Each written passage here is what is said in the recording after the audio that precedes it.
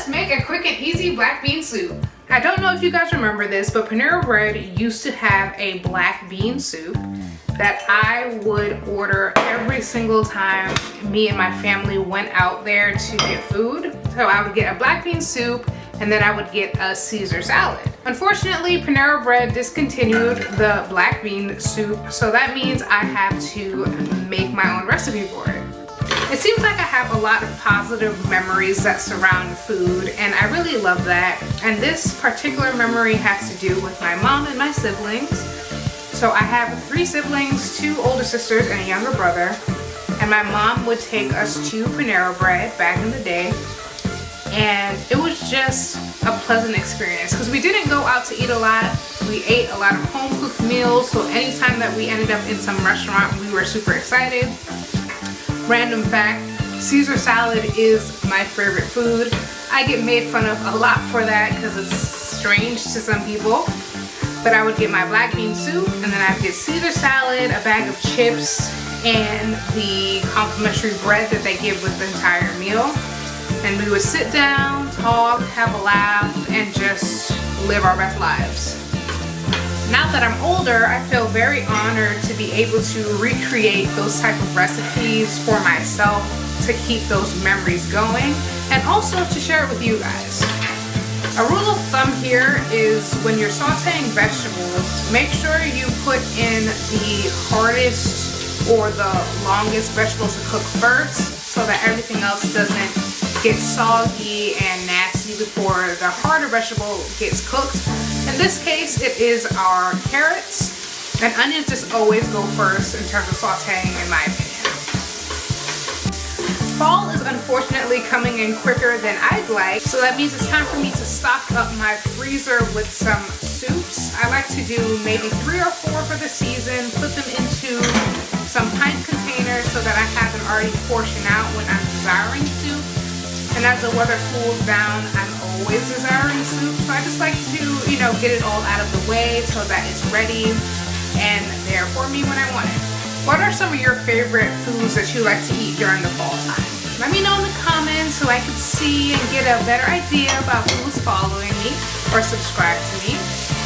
When I'm sauteing up any type of vegetables and garlic cloves is involved, which is almost always, I tend to saute my garlic last because it cooks quicker than the rest and it also burns easily.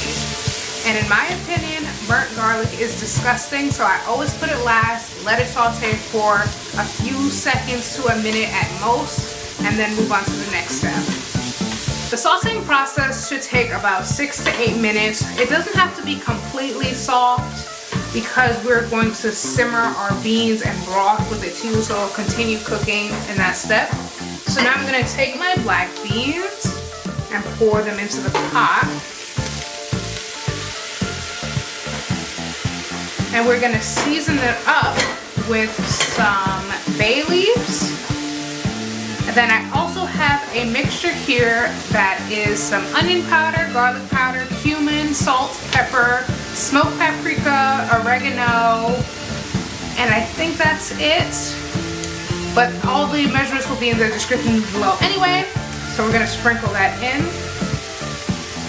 And then also, I'm going to be using some Better Than Bouillon no beef broth. If you guys have been on this channel for a long time, you know that I'm absolutely obsessed with Better Than Bouillon base. So I usually use the no chicken broth, but today I'm going to be using the no beef broth because I want my soup to have a deeper, more savory flavor. So we'll pour that in as well. And we're going to stir this all together. And we're going to bring it to a simmer and let it simmer for about 20 to 25 minutes.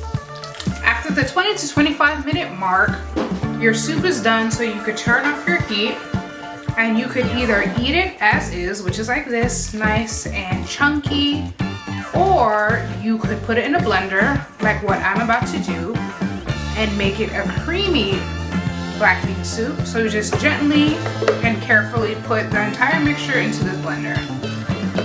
You also could do half and half, where you blend half and leave half whole. if you like to have a little bit of texture to your soup as well.